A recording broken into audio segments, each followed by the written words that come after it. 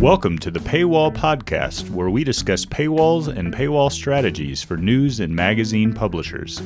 This episode of the Paywall Podcast is brought to you by Leaky Paywall. Leaky Paywall is the most flexible WordPress subscription platform. Find out more at leakypaywall.com. And now for today's episode. If you're just getting started with paid subscriptions, you're probably a little scared, nervous, and that's perfectly natural. And we're going to show you how to set things up if you're just jumping into the subscription game. Whether you're a veteran publisher or a brand new startup, it's really the same strategy.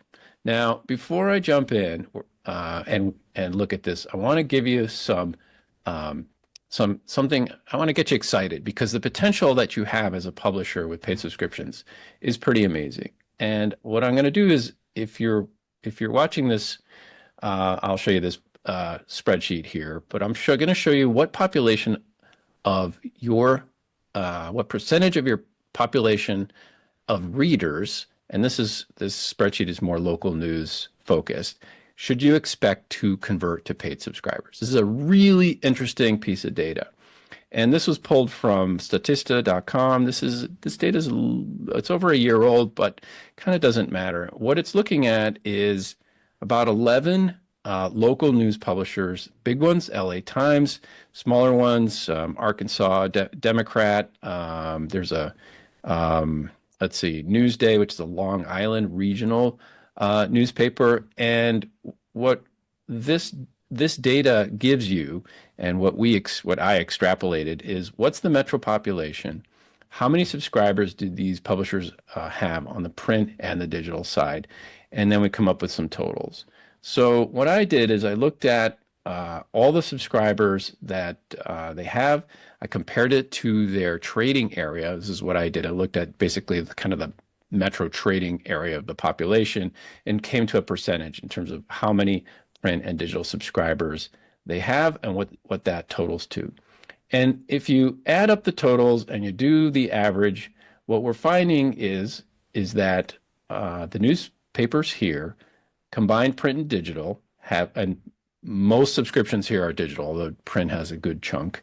The percentage comes to 5.76% of the population have decided to pay and become a paid subscriber. So I think that's a pretty interesting number.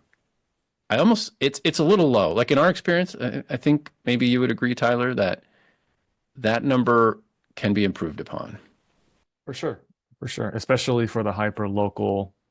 If they've got 10,000 people in a community, your numbers are going to be much higher than that. I've seen upwards of 30% for the small towns. Yeah. In a place like West Virginia, for example. Yeah. Especially as a local news publisher, you have that connection with your community, and they absolutely, if you do a good job, they want to support you. For like niche news publishers, magazine publishers, which we work a lot with, those numbers do run around 5 to 10%, like that, as far as like audience and let me back up on that. The magazine and niche publishers are going to be a little lower than 5%. The local news publishers, which have a really defined market, are going to be higher than 5%. I mean, I think you say 30. Yeah, I'd say probably 10% or more would be good. And I just want to share this data because it's really, I mean, look at your population in your town. If you're in 100,000 area and you're going to get 5% of those of your local crowd to convert, figure out what you're going to price per month, per year, and just do the math. That's your target, right? That's your minimum target, I would say. There's a lot more potential than that. Calculate 10%, calculate 20%. So when you're here and you're ready to turn on paid subscriptions, these are the numbers to shoot for. All right, now Tyler, back to you. You're onboarding, I think, a few local publishers that are just starting up paid subscriptions. That's right. Yeah. How are they doing? Are they a little nervous or are they just ready to go? Yeah, they're both. I think all of the above. They've they're coming off of SaaS-based systems and they're ready to accelerate their paid audience. They've got kind of a proof of concept that people are interested. They've got a newsletter that's 2,000, 3,000, 4,000 people deep. And now they want to see whether or not they can convert to paid subscribers with that. So what have they been doing? They've just been like doing the standard here pop-up like newsletter ask, like here, drop off your email and join our newsletter. Is that? Yeah, basically. And a lot of them don't even have websites. They're just leaning on newsletter platforms to market their content. So whether that's through social or tapping their own internal lists or, paying for exposure for newsletter signups. Right. And so they're ready for reader revenue now for subscriptions. So any idea what the trigger was for them? Just out of curiosity. I would imagine just having a bit of control over the systems a bit. Newsletter platforms aren't exactly designed to run a full-fledged digital subscription, operation. They have them. A lot of them will have options to buy things, but it's not a comprehensive set of tools. And I think that's what they're all after in terms of we want to build this, we want some longevity, we want to grow this into a full-fledged business, not just a side gig hustle, which is I think what most SaaS-based newsletter platforms are designed for. And you'll reach a certain ceiling where it's like, like I've got this audience, they're on this SaaS platform, what do I do? Should I migrate over? I need more function, I need this and that. And so the earlier that you can do that as a publisher, the better. Right. Yeah. Well, we're not biased at all with WordPress. Yeah. I say that as someone completely in the weeds with the WordPress open source, setup. Can it be done on SaaS? Absolutely. You probably will be just fine. But if you want more control, obviously you'll want to be into a system that's open source. Yep. Yeah, that's cool. Control is a big part of it. I didn't even really go down that path, but it's true. Most SaaS systems are pretty structured, don't really give you the flexibility that WordPress will give you. Yeah. And I would say one other thing, and I forget this even as we talk to customers, potential customers through Paywall Project, as both of us are sort of in selling software to some extent, a lot of them are hungry for service and expertise in the field of what we do. And so that oftentimes comes across. They probably don't care too much that we're using WordPress. It doesn't really matter. It's like, oh, you support our type of customer. So yeah, dang, that's a big one. Yeah. Well, there's a lot of misinformation out there, and who's paying attention to what actually works. As far as software developers go, there are a lot of consultants out there that are good, that are really doing a nice job walking people down the right path. But yeah, most software solutions, it's like, here's the software. All right, here's how it works. Okay. And I recall a person telling me that the advice that they were getting from X platform, not Twitter, but X platform, it wasn't specific to news publishers. And so it just like wasn't what she was after. And so it wasn't likely going to help. It was maybe aimed at a more of a YouTuber type. Got it. And so, there's a number of reasons, but I think all of those combined. Yeah. Yeah. Well, I think having the high touch is really the word for it. You get on Zoom and you figure out the needs and walk someone through the setup and how to do it and what's going to work based on their situation is really powerful. And that helps alleviate the scariness of the whole project, right? So one of the things, I'll just finish on sort of the fear is, we brought a lot of publishers on board that don't have any paywalls and it's their first time. And probably they are, those publishers are the most challenging, generally speaking, because they don't really know anything about what works and what doesn't work. Whereas the publishers that have a paywall that's not working so well, they're just ready to make decisions and go for it. But, if you have 0 subscribers and you have content and maybe you have your newsletter list is growing, that's great, but then you're ready to turn it on. It's a scary time. And what I will say is take a deep breath and just do it. I mean, we've seen a business journal, just a couple examples. We've seen a business journal go 6 months with a free registration, which was good, better than nothing, but they were ready to launch their paywall. They got cold feet. It was month after month. It was like, oh, we'll just turn on the free registration. We'll start. And their list exploded, which was great. Like they more than doubled their list in 6 months. And they had a pretty decent list to start with. And then finally, they turned on the paywall. And what happened? They started getting paid subscriptions. And were there complaints? Yeah, sure, a few here and there. But we're pretty used to paying for good content these days. Like that, like the fact that you have to pay for content, yeah, there are always going to be people that complain about that. But people, the readers that want to support you, if you're doing a good job with content, you're adding to their knowledge base, to their making their life better because you're covering what they're really, really interested in, they'll pay. A big percentage of them will pay you. So just start. And it makes the value of your content higher when you put a price tag on it. It's really important.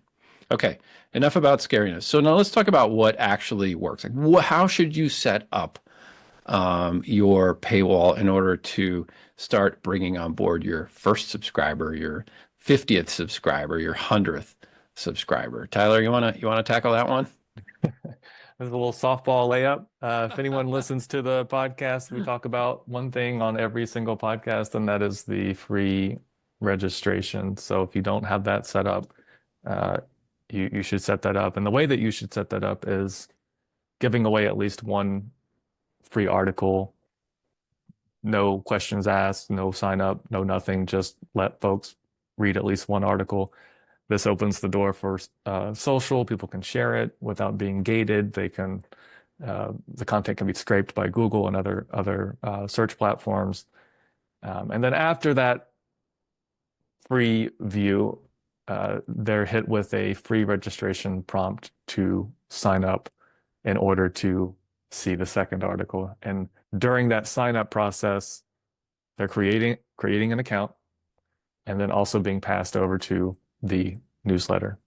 And once they're on that newsletter, now you're able to remarket to them on a daily basis, a weekly basis, whatever that cadence is for your publication, and bring them back to the site over and over and over again until you get them to a point where they've seen the light, they've seen your content, they like what they're getting every morning, they see high value in it, and then they convert. I don't care if you're a magazine publisher, a news publisher, a YouTuber, or whatever. This funnel works for all of them. Doesn't matter how big you are, how small you are. We've seen it convert across the board. And, that nurturing process of getting them into the free registration funnel will grow your newsletter like crazy, more than any sidebar widget will ever do. And you'll be able to convert these folks over to paid subscribers, maybe in one day. I've seen that happen in 5 minutes. They sign up for free, and then 5 minutes later, they're like, screw it, I'm ready. Let's do it. But sometimes it's 6 months, 8 months. It really depends. And so that's why it's so important to get that newsletter growth going, so you can direct market back to your reader. There you go. There's your masterclass. Boom. Okay. Everybody hit rewind and listen to Tyler again. Let's unpack that a little bit. Yeah. So if you take a look here, back to our friends at the Salem Reporter, after one article, they get the reader gets something like this: "Hey, story's free for you. It's just an email and a password. Hit submit, and it unlocks the next article." And then once the email is submitted, that goes to MailChimp or whatever newsletter service you're using, and it's building your list. And what you're doing here is you're drawing a line in the sand. You're saying, yeah, don't please join our newsletter. You have to join our newsletter. You're playing hardball here. You're putting this up, and guess what happens? Conversion goes up. It's like 20%, like instantly. Could be higher, but you'll find that those free registrations do start to pour in, and your list will grow faster. Okay, and then what happens next? You give away one or more free articles after this after the free article is unlocked, And let me just go back here, and you have control over exactly how many articles you're going to give away after that free registration. What do we recommend? Maybe one article. Depends on how many articles you're producing. Maybe 2 articles. Somewhere in there is pretty good. We do work with some veteran publishers. They come in pretty nervous, and they're saying, they want to start at 2 free articles, then you register, and then you get 3 more or 2 more. So you're getting maybe 4 or 5 articles per month. That's okay, but that's like turning on the system and making sure everything works kind of mentality. Then once stuff starts to work, then what always happens, they start tightening up the restrictions. So getting to 1 is really the key. I'd say that if there's one takeaway from this podcast, is only give away 1 article before the free registration pops up. Because if you look at your Google Analytics, you'll see that the average reader session runs about 1.5, 6, 7 page views per session. So they're looking at 1 to 2 articles per visit. That means you want to grab them after that first article to get, when they're trying to get to the second article, yeah, they can get there, but they got to give you their email address and register. That's really the key to engaging those readers early, getting them on your newsletter, and then what Tyler said, that newsletter pushes the readers back to your website, which actually swells your traffic to your site, which makes your advertisers happy. Yeah. Yep. Okay. So what we're looking at here is the upgrade message. So let's say you have 1 free article, you register, you get a second free article, maybe a third, but then you get the next NAG subscription message that says, "Hey, time to pay." And what the newsletter is doing is the newsletter is sending all those readers back to your site to see the upgrade message over and over again, right? Like we need to be seeing messages 10 times, 20 times, and it's like, oh God, if someone sees a message 10 or 20 times, that means they want to read 10 or 20 articles. And if you're saying no, and they really like your stuff, the chances of them actually paying you to become a subscriber go up over time, and it gets better over time, more likely to convert. Okay. Now, if you don't believe me, let's go look at this. So I pulled up the Arkansas Democrat here. I'm gonna go back to our spreadsheet here. I was like, okay, who's doing a really good job converting digital subscribers? Oh, wait a second. Here's a 7% of the population in Little Rock, Arkansas, decided to pay for a subscription. Well, that's sort of an interesting number, right? Now, so there's some others here that are at 4%, 5%, 4%. But 7%, like that's a strong digital, that's kind of going in the right direction. So I'm like, okay, what are they doing, right? And so their setup is they have some lockdown content. Now, you might not be ready for this, and not even sure we really recommend this at this ever. But this is what they're doing. This is kind of the choose what's premium content. So they have some premium only content. If you click on it, you basically just have to pay and start a trial. Okay, fine. They're a little further down the journey, but even their free content here, if I go to the latest, like all this stuff which is free, and I get 1 article, and then I get the free registration. So I've already read my article. It says, hey, become a reader, email password. Look at that magic, right? So what they're doing is they've kind of gone into sort of the mature news publisher realm where they're picking and choosing some of their articles, but even their free content, quote unquote free, is still premium, and they have a registration wall in front of it. That's why they're doing so well, because they're engaging early. They're building their list with the free registration. So there you have it, Tyler. That's it. Yep. Okay. I want to just touch on pricing just a little bit. It's a question we get a lot. What do I charge for a subscription? And as far as like news, magazine, whatever, I'd say your floor these days, unless you have a very special situation, your floor is, at least in US dollars, is $5 per month. Is a very typical subscription price. And that would translate to $49 per year. But The range is really like for local news is like $5 to $15. I don't know what you see on your end. I know you deal with a lot of local news publishers, but that's kind of the range I see. Um, and one of the things I will say is that if you're sort of debating, like, oh, geez, thinking about $15, my stuff's so great. That's awesome. But just keep in mind that it's easier to raise your price than lower your price. So if you're just starting, I probably hedge towards a minimum of $5 per month. Could be a little bit higher, maybe $9. You can always raise your price down the road. Easy to do. But you can't lower it, because if you're too high and people are like, nah, I don't really want to do that, it's just too much money, you just lost their attention forever. So, and you want to build momentum with paid subscriptions. And again, in a year, you can raise price on new subscribers, or you can raise price across the board. Take your pick. Yeah, and we see that all the time. Publishers will start at $5 a month in the beginning. They'll cultivate, let's say, 500 paid subscribers at that, and then a year and a half later, they'll maybe change their pricing from $5 to, let's say, $9 a month. And what they'll do oftentimes is they'll take the $5, first clients that came on board, those first group of 500 or whatever, and they'll just raise them up to $7, still giving them a great deal. Right. They're not raising them all the way to $9. Right. And then only the new customers will get that $9 rate. So that's the model that I would recommend if you're not sure. Start with $5 and raise to $7, and then eventually raise to $9.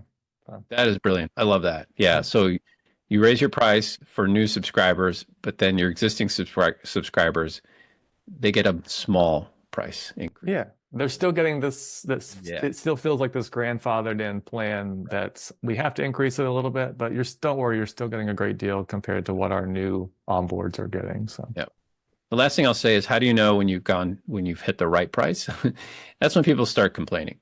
Like when your subscribers are like start to reach out to you like more than usual, and they're like, hey, wow, this is really getting up there. You're kind of right at the right spot. Yeah. Yeah. All right, cool. And one thing I got to show off the Salem Reporter price card.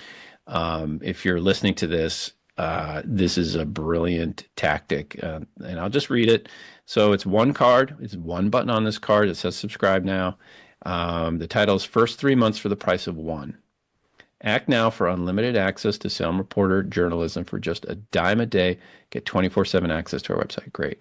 And it's $12 for 3 months. So they're at $12 a month, $12 for 3 months, and then it renews at $12 per month. So what are they doing here? The Salem Reporter is giving away time, not money. It's not $1 for 3 months. It's the full monthly price for 3 months. So they're giving away time, preserving the value of their content. Do not do the $1 per month deal, because it cheapens it. You get a whole bunch of people coming in for a limited amount of time. They're all going to churn out, and now you just discounted the value of your content. Please do not do that. Yeah. Trials are certainly the way. Trials of time are the way to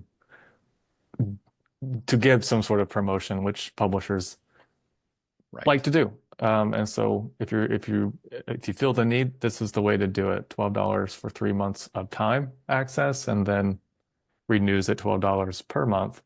And it's sort of psychologically for the subscriber seems like, oh, that's sort of the same rate, the same number. It's the same kind of charge on my credit card. The only thing that's really changed is the time frame. So, right. And what is this Leaky Paywall? What is this? How do you set this up? This is just simply using the trial extension with Leaky Paywall, and there's a way to adjust the time frame with that trial delay. Yep. Exactly. Yep. Cool. One last point. Even though there's only one button on here, and it's really shouting this monthly plan, which is, hey, I get 3 months. That's cool for the price of one. Right below that is a text link that says, choose a yearly plan and save 17%. And what's nuts about this is most people choose the yearly plan. Yeah, it's they're like, these days it's like neck and neck. Like I would say that yearly plan is maybe a little bit more than that promo, despite that ginormous subscribe button if you're watching on YouTube. Yep. And this link at the bottom. some people just know the value of your content and like, oh, okay, great. I'll lock in 17% for the year. And so maybe they see this link as like this special offer that's a little bit hidden that they found and that gets around your traditional promo. So yeah, it's a double benefit. Yeah.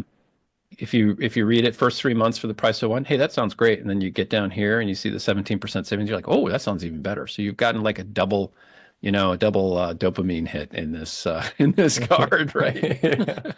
Yeah. And that monthly plan below it that you see in the link base, not too many people go for that. Again, there's no real benefit to doing that.